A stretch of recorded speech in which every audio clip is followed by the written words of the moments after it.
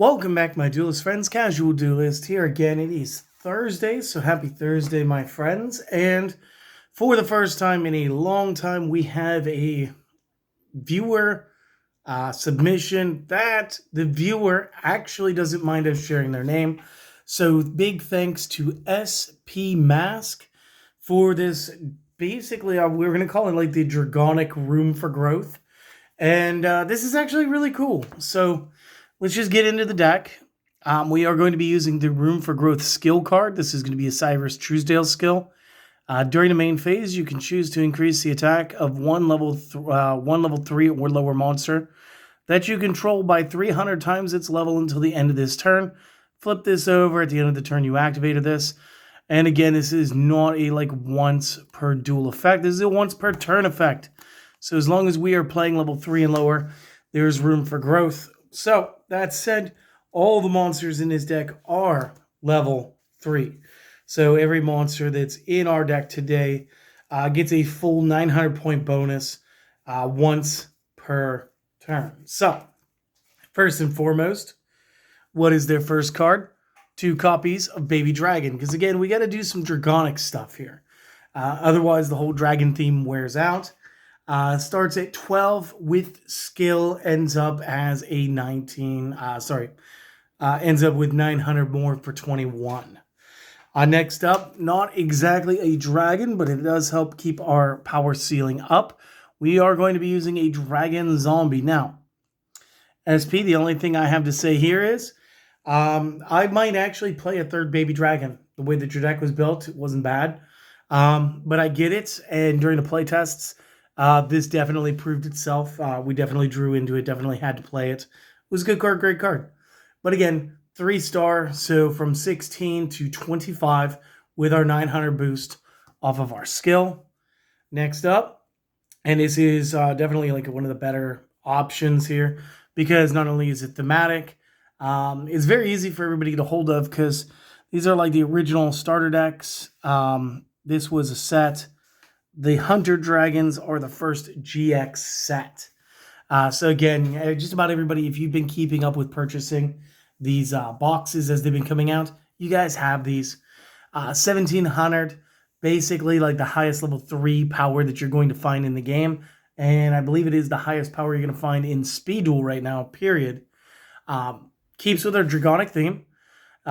Dragon looks awesome, to be honest. But again, the 17 jumps up to 26 once we use Room for Growth. So again, sweet, it's overpowering. And along the same power scaling, 2 copies of Sonic Duck. So again, the monsters are nice. They're vanilla. They're basic. It's very easy to play this. We need some spells. So what spells did they pack for us? 3 Amulets of Ambition. So again, this is kind of like one of those really cool ones, but you may have missed this if you missed starter decks. Because you can see this was SSO3.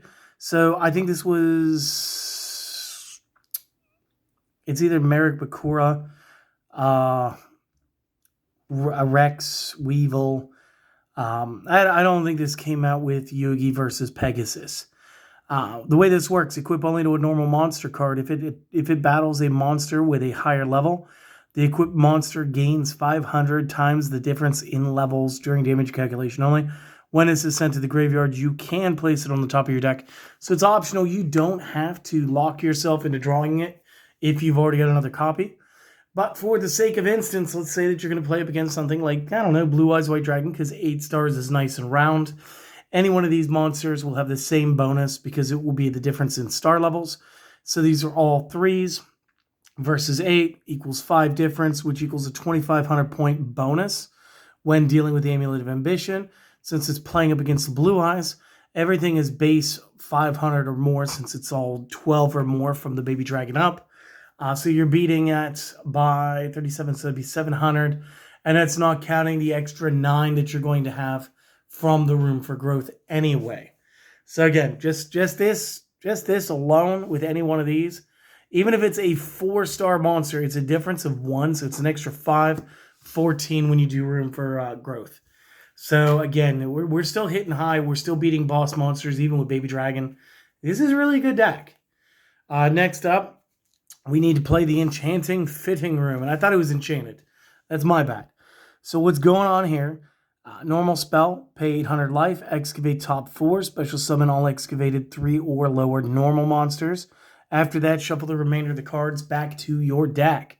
So since Mask chose only 3-star, which is obviously going to be 3 stars or lower, normal monsters, we could intentionally spam the field with 3 monsters right out of the gate, use an amulet, use a room for growth, and absolutely wipe our opponent's board position. So again, so far so good. What else do we need? We need some back row control in the form of night beams. And again, I can't do too much better than a night beam.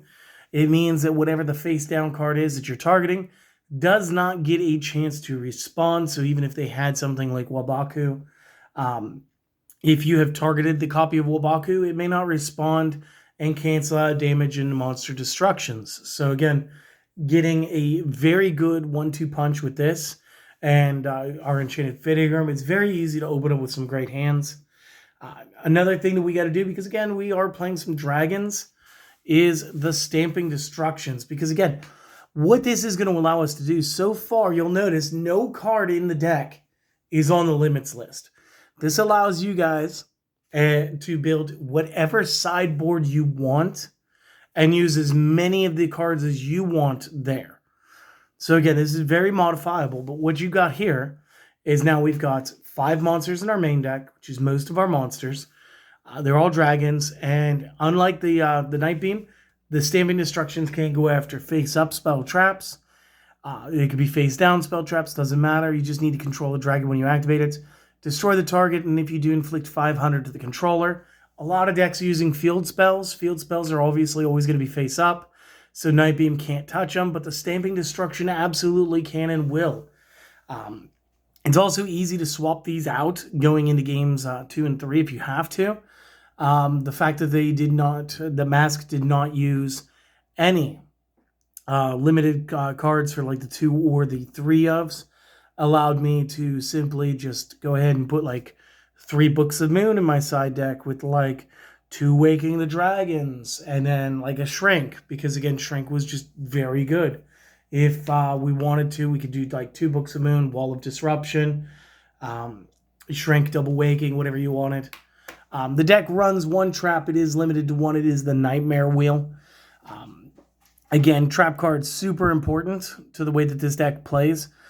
Because if you can't beat it now, you can beat it later. It's basically the moral of the story. So again, the amulet, between that and room for the growth, everybody's going to gain just phenomenal amounts of power. But if it is something that you just can't shake right off the rip, you are going to be able to use the Nightmare Wheel. And again, just like the Stamping Destruction, we're going to be able to ping the opponent for 500 points every turn it remains. So again, you got to think about how potent that is when you're dealing with a game where you're only starting with 4,000 hit points. Getting hit with one of these is 1/8 of your hit points right off the get. And if your opponent goes into a Stamping Destruction first, that's already 1/4 of your hit points. So this deck hits hard, hits quick, and again, I love that it just runs all these mighty minis in the deck and does it in a way that can be not only fun, but like kind of aggressive. So if you guys enjoy this, get down in the comment section. SP may or may not have already commented by the time you get here. If they have, go ahead and hit into the comments, respond to them. Give them a thumbs up if you enjoyed their deck. But again, like, comment, subscribe if you want to, help out the channel. If you guys have a deck that you'd like to submit, either it's got some issues and needs some work, or you just are super proud of how well it's been doing and you're looking for somewhere to have it shown off, my email is casualduelist78@gmail.com.